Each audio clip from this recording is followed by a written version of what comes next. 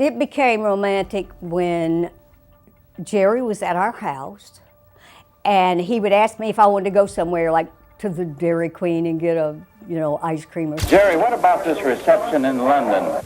Can you tell us about that? Yes, sir. We had a very good reception, sir. Oh, is that so? Yes, we had a very nice time, and the people treated us real. Oh, this is where I first come over and I brought my little 13-year-old cousin with me. Remember that? Jerry Lee Lewis experienced a tumultuous life marked by both highs and lows, not only in his personal journey but also in his career. Garnering the nickname K-er in the industry, his life took unexpected turns. The circumstances surrounding his death remained mired in controversy, with his wife reportedly revealing details just one day after his passing. Jerry Lee Lewis, who died last week at age 87, slammed to a halt after marrying his young cousin. Jerry Lee Lewis burst onto the music scene in the 1950s, hailing from the Deep South with his electrifying piano skills and passionate vocal delivery, solidifying his role as a pioneer of the emerging rock and roll genre. Drawing inspiration from the likes of Little Richard and Elvis Presley, Lewis not only crafted influential hits such as Whole Lotta Shakin' Goin' On and Great Balls of Fire, but also became a living archetype of the quintessential rock star. His on-stage antics, including kicking over piano stands and setting instruments ablaze, added a wild and rebellious edge to his performances, captivating America's youth. One day Jerry Lee came to Memphis, and the girl up front came back and said, got this guy out here says he plays the piano like Chet Atkins. Oh, really?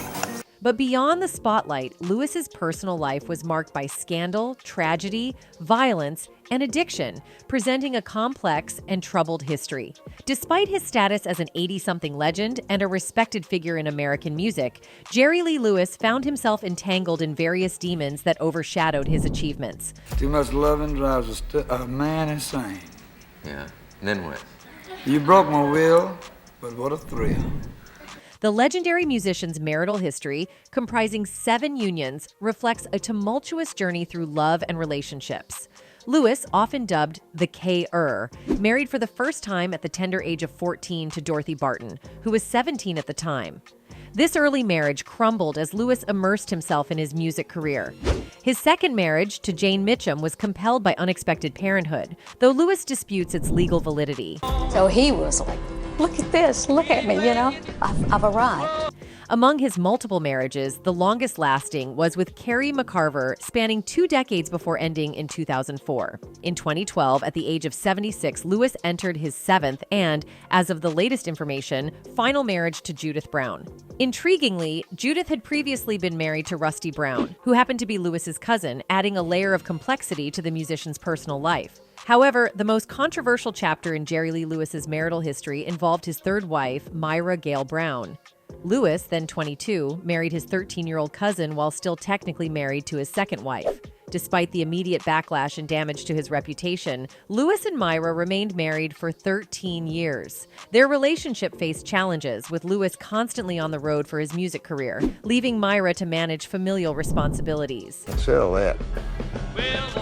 But what they didn't realize, or what Sam didn't realize, was Jerry was not controllable. Jerry did what he wanted to do. Myra Gail Brown was the daughter of J.W. Brown, who was not only Jerry Lee Lewis's cousin, but also the bass player in Lewis's band. At the time, Myra Gail Brown may not have been aware of any issues with her relationship with Lewis. The context of that era is important to note, as unconventional relationships, particularly involving age differences, were not uncommon among some prominent figures in the world of rock and roll. And Myra said later, she herself felt ready for marriage. My generation was taught to hide under our desk when the bomb came, so you always had in the back of your mind that any minute, any day, life could come to an end, Brown recalled in an interview. What I wanted was a baby in my arms, a home, a husband, a kitchen to cook in, a yard to raise roses. My little brother was born because I begged my parents for a baby at 10 years old. After the two were married on December 12, 1957, Lewis planned to take Brown along on a tour of England. Elvis had been drafted into the military, and Lewis was poised to take his place as rock's biggest name. The England tour was supposed to establish a British fan base that would hopefully lead to a worldwide audience. Elvis, in the last days there, he was, about 15 times he called me on the phone, And he said, Jerry, I got to see you. It's very important. However, upon landing in the country with his child bride, it became clear that the Brits were not on board with Jerry Lee Lewis. His managers had warned him about the British press and their delight in tearing down American superstars, but Lewis hadn't listened. If Myra doesn't go, he told them, I'm not going. And so the story was cooked up. Lewis had told everyone that Brown was his wife, but failed to mention her actual age, instead telling them she was 15. In America, he told them, it was quite all right to marry at age 15, even at 10, provided you could find a husband. Myra Gail Brown, however, hadn't been told of the story and failed to follow along with the fib. I could so easily have said, I'm J.W. Brown's daughter, she said, looking back on the day it was revealed she was 13 and Jerry Lee Lewis's spouse. Because that was the truth. If anybody had told me anything, I could have prevented this thing. But they didn't, and I didn't, and the rest is history, I guess. Indeed, it was. After just a few shows in England, the tour was canceled. The British public, fueled by the tabloids branding Lewis as a cradle robber and a baby snatcher, practically drove him out of the country, vehemently abhorring his relationship. Unfortunately, returning stateside did nothing to stop the flood of vitriol that was spewing about Lewis and Brown. Not only were they criticizing her age, they were also pointing out the fact that Jerry Lee Lewis had once again married before his divorce was finalized. Additionally, his latest single was called High School Confidential, which, though unrelated to his relationship, did not help his case.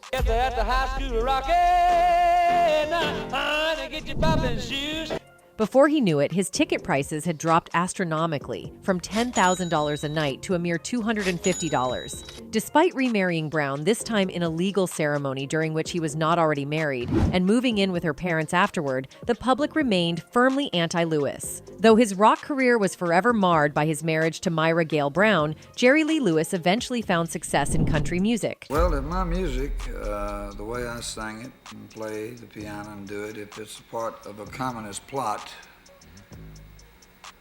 I'd have to be communist, I guess. Before Jerry Lee Lewis and Myra Gail Brown divorced in 1970, the couple had 2 children, one of whom died as a child, and the other who manages his career today.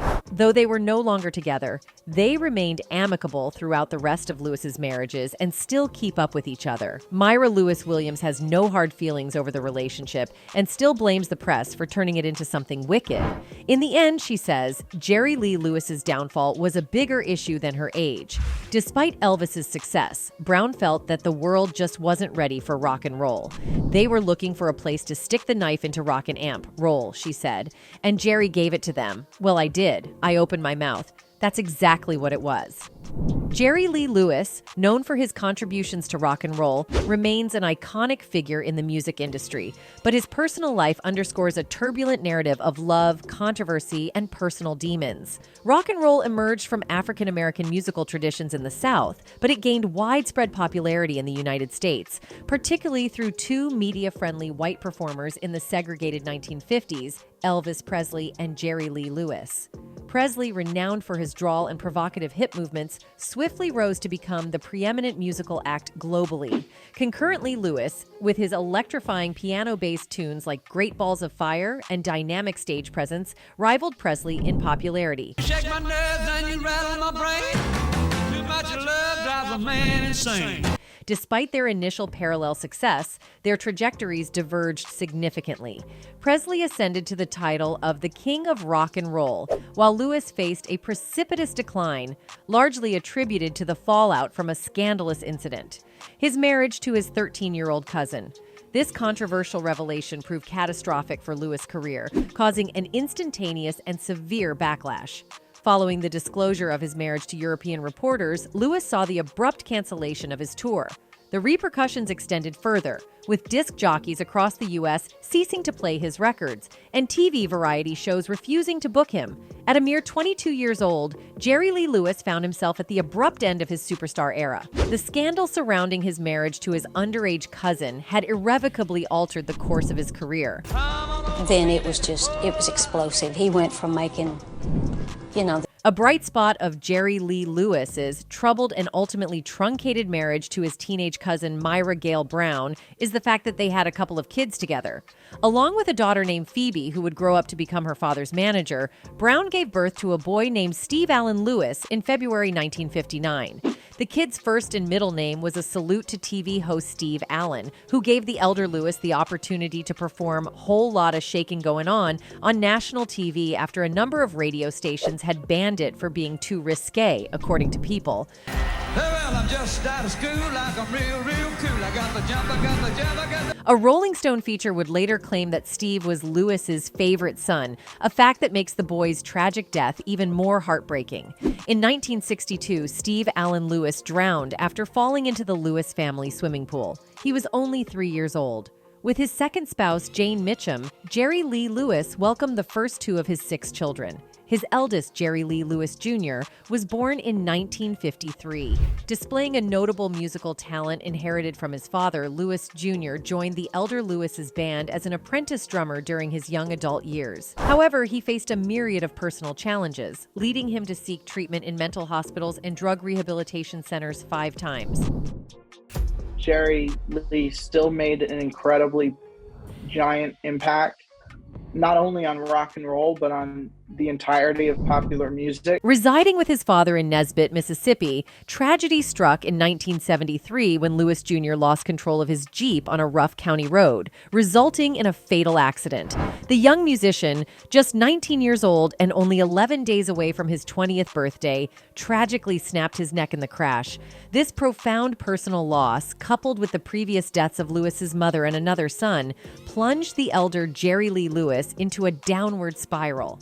Reflecting on this difficult period, Lewis revealed, "The loss of my mother and 2 sons got to me. I was drinking heavily. I needed a 5th of tequila just to sober up." Jerry Lee Lewis and Myra Gail Brown parted ways in 1970, concluding their controversial interfamily romance. Despite the quick end to this chapter of his life, Lewis wasted no time in moving forward, entering into his 4th marriage with Jaren Gunn Pate in late 1971.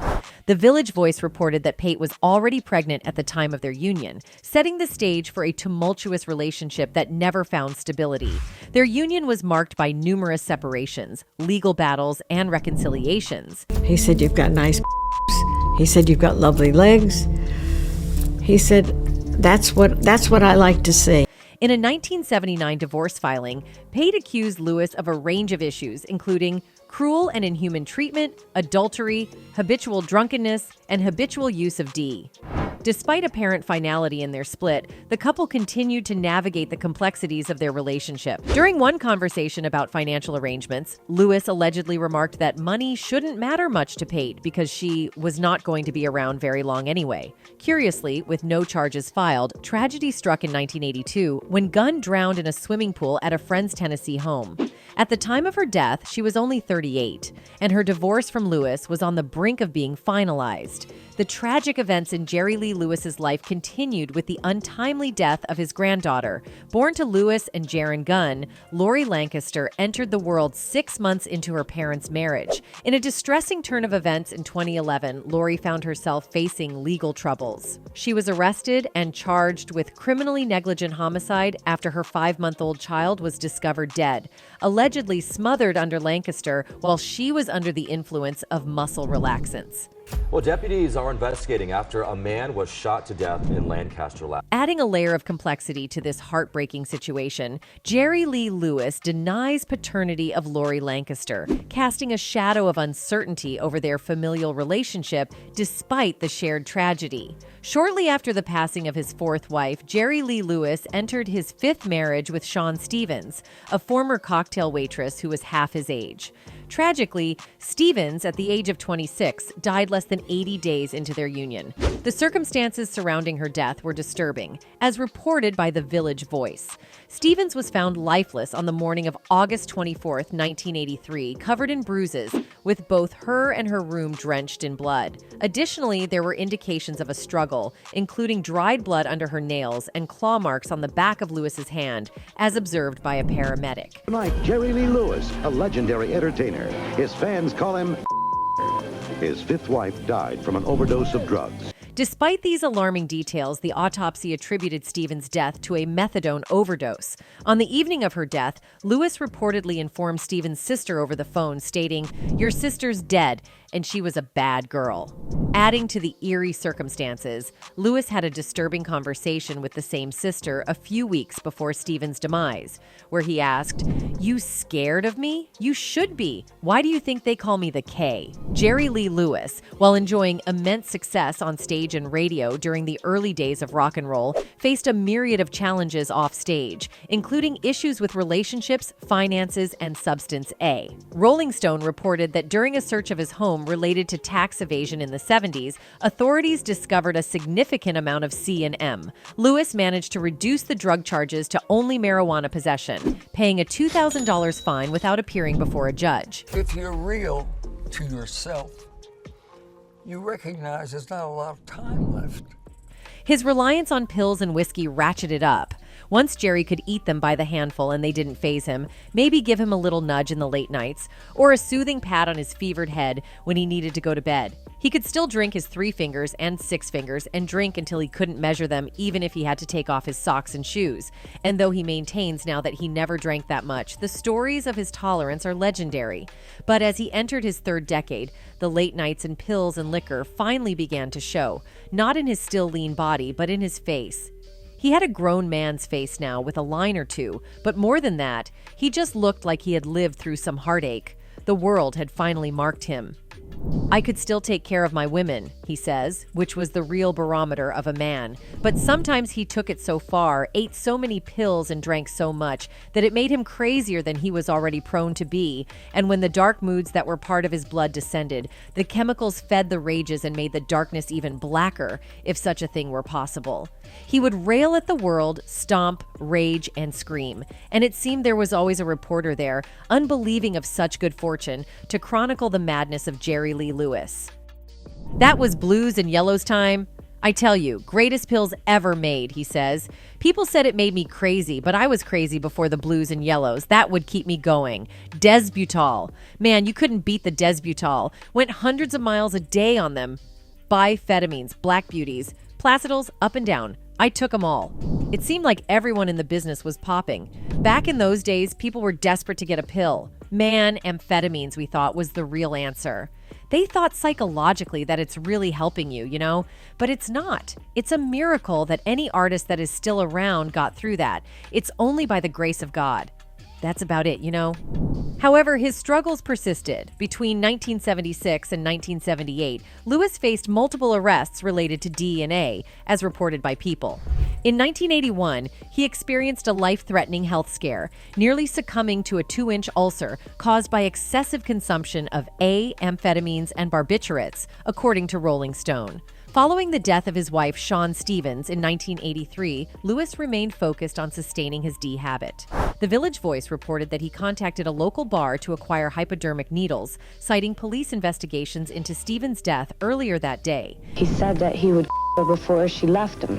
In 1986, Lewis had to undergo hospitalization for detoxification in Nashville, after which he was transferred to the Betty Ford Center in California for rehabilitation. These incidents underscore the tumultuous nature of Lewis's personal life during this period.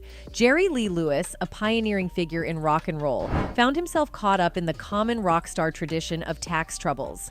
The federal government took issue with Lewis's failure to pay taxes, particularly on his substantial concert tour earnings. In 1979, the IRS raided his home in DeSoto County, Mississippi, seizing his property in an effort to settle an outstanding $274,000 tax debt, as reported by the Associated Press. The seized items included Lewis's cars, motorcycles, a tractor, jewelry, musical instruments, electronics, and guns. Goodness gracious, honey. Great balls. An auction of these goods took place in 1980, but it only attracted 150 bidders, raising a meager $91,382. Despite being found innocent of tax evasion in 1984, Lewis still owed a substantial amount to the government, leading to another seizure in 1985 that included cars, a jet ski, and even a mechanical bull. In 1988, facing mounting financial challenges, Lewis filed for bankruptcy, citing personal debts of $3 million, with $2 million owed in taxes. This chapter in Lewis's life underscores the financial difficulties that many rock stars faced, despite their success in the music industry. I said, "What else you do?" He said, "I'll do some singing." sing us some. So he sang a few songs. I made a tape. Jerry Lee Lewis's 41st birthday party in September 1976 took a dark turn when, as reported by Nick Tosh's In Country, The Twisted Roots of Rock and Roll, Lewis played with what he thought was an empty .357 Magnum handgun. Unfortunately, the gun was not empty, and Lewis accidentally shot his bassist, Norman Butch Owens, in the chest. Fortunately, the shooting was non-fatal, but it added another dramatic incident to Lewis's troubled history. I don't like that part. I don't like that. Just a couple of months later, on November 23rd, Lewis's erratic behavior continued.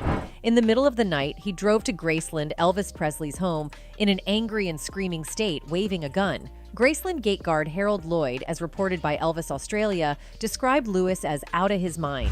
Lloyd wisely called the police when Lewis demanded to see Elvis. Officer Billy Kirkpatrick arrived and found Lewis in his Lincoln Continental with a .38 caliber pistol on his knee.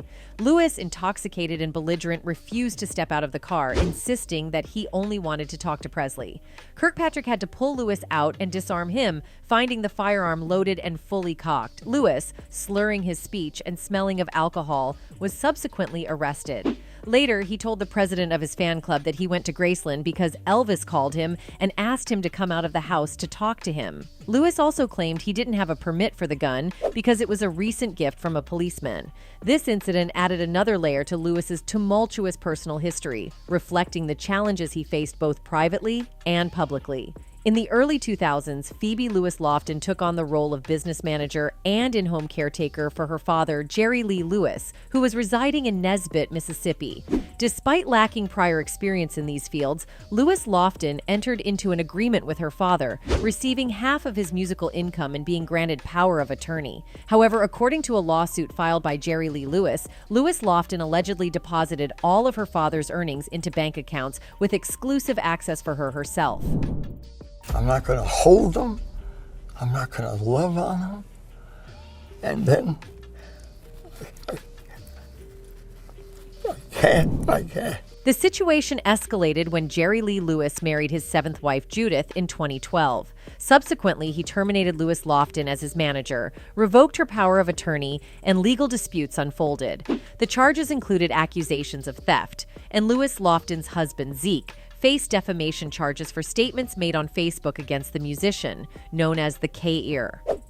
In May 2019, following a minor stroke suffered by the 84-year-old Lewis, a judge dismissed most of the lawsuit, citing that the statute of limitations had passed. However, after this, more allegations emerged, and he died of natural causes at his home in DeSoto County, Mississippi.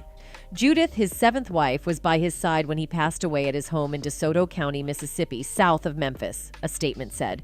He told her in his final days that he welcomed the hereafter and that he was not afraid. His fans were left heartbroken on his death. One of them wrote, "R.I.P. Jerry Lee, you are without the greatest pianist in history of rock and rock. It's a whole lot of shaking going on up in heaven now." Another one added, "One of the matches that lit the rock and roll fire that burns to this day. Piano now silent." Body of work testimony to what he brought to the craft and the music that goes on. R.I.P. That's it for today. See you in the next video. Until then, goodbye.